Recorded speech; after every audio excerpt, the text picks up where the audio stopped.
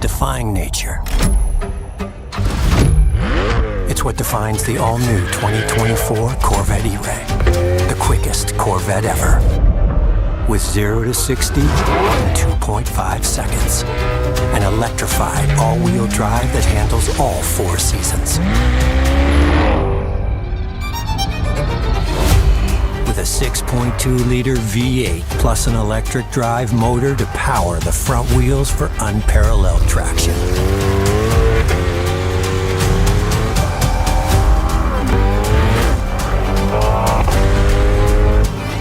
A force on the track or off.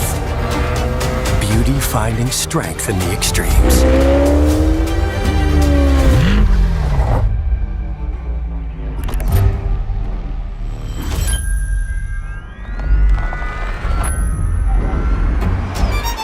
"70 years in the making.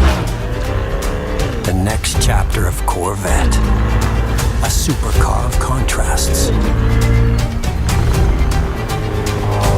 It's everything you never expected." The Chevrolet Corvette E-Ray is the first ever hybrid Corvette, exactly 70 years after the very first Chevrolet Corvette was unveiled in January 1953. General Motors revealed the first Corvette with an electric motor on Tuesday. The front wheels of the 2024 Corvette E-Ray are powered by a 160 horsepower electric motor, while a 495 horsepower V8 gasoline engine powers the back wheels, with a maximum power output of 655 horsepower. The E-Ray is also the fastest accelerating Corvette model ever, able to go from a stop to 60 miles an hour in 2.5 seconds. The name E-Ray, from the electric racy creature, is a play on the Stingray name of the base model. The electric vehicle even has a distinctively designed ray-shaped badge on the trunk's lid. Unlike some other high-performance hybrid cars, the Corvette E-Ray is not a plug-in hybrid. Its 1.9 kilowatt-hour battery pack, mounted in a tunnel that runs between the two seats, is charged as the car slows and brakes in, at times, while the car drives. GM has not shared fuel economy estimates for the E-Ray, but the engineering emphasis has clearly been placed on maximizing performance rather than fuel economy. Still, the E-Ray produces only 15 horsepower less than the top-of-the-line 670 horsepower Corvette Z6, with its high-revving V8 engine and will, no doubt, get much better than that car's EPA estimated 15 miles per gallon. The standard Corvette Stingray, with its 495 horsepower engine and no electric motor, gets about 19 miles per gallon. Even the non-hybrid Corvette's V8 engine is capable of operating only 4 cylinders at times when full power isn't needed.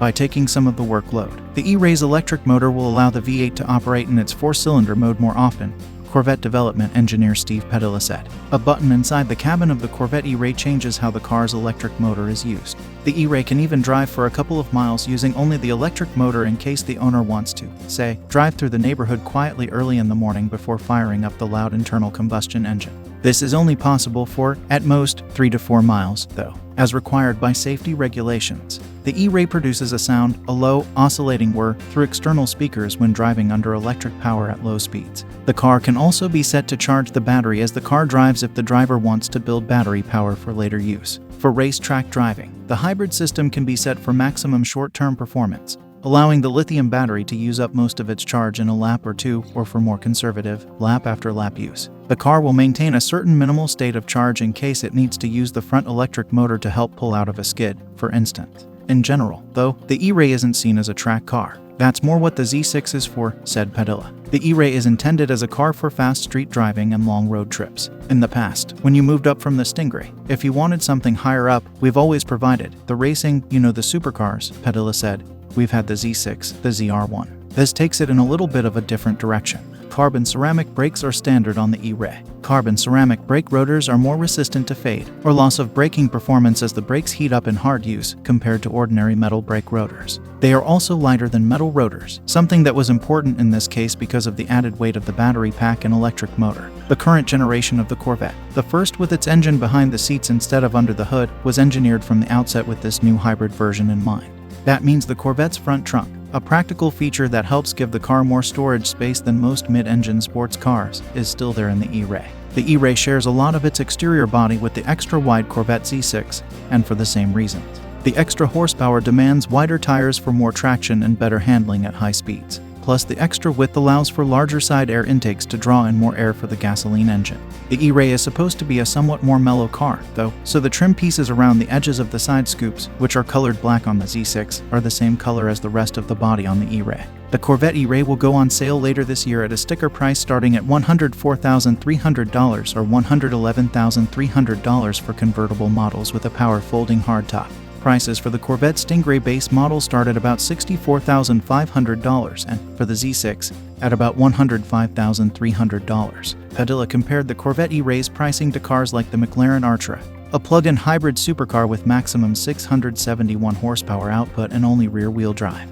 Prices for the McLaren start at $225,500. Also, the Ferrari 296 GTB, another plug-in hybrid supercar, has prices starting at $323,000 but total horsepower output of 819. Unlike those cars, the Corvette E-Ray is not a plug-in hybrid because GM product planners and engineers didn't want the potential complication or confusion of having a charging port on the car, Padilla said. Adding a charging port and additional cables and electronics to the car would have also added weight, said Steve Majoros, marketing director for Chevrolet. The E-Ray weighs only about 200 pounds more than the Stingray, according to GM. GM has said that it plans to produce only zero-emission passenger vehicles by 2035, a pledge that implies a fully electric Corvette must be offered at some point if the model line is not to die out. Thank for you watching.